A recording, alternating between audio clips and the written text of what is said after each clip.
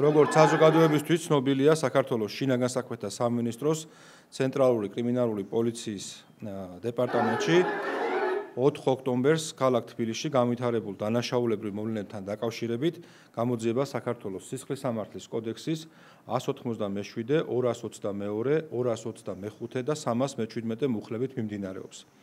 გამოძიების ფარგლებში სამართალდამცველებმა სასამართლოს განჩინების საფუძველზე კიდევ 4 პირი დააკავეს. ესენი არიან ვგ, კე, მლ და ნგ. ამ დროისათვის აღნიშნულ საქმესთან დაკავშირებით ჯამში უკვე დაკავებულია 22 პირი. ხოლო 3 პირის ადგილსამყოფელის დადგენისა და დაკავების მიზნით სასამართლოს განჩინების საფუძველზე ხორციელდება შესაბამისი ოპერატიულ-სამძებრო და საგამოძიებო მოქმედებები. აღნიშნული 3 პირი ამ დრომდე იმყოფება მიმალვაში. საქართველოს შინაგან საქმეთა სამინისტროს თანამშრომლები აგრძელებენ შესაბამის საგამოძიებო მოქმედებებს დანაშაულის ჩამდენის სხვა პირების იდენტიფიცირებისა და მათი სისხლის სამართლებრივ პასუხისგებაში მიცემის მიზნით. აღნიშნულ სისხლის სამართლის საქმეზე გრძელდება კომპლექსური საგამოძიებო მოქმედებები.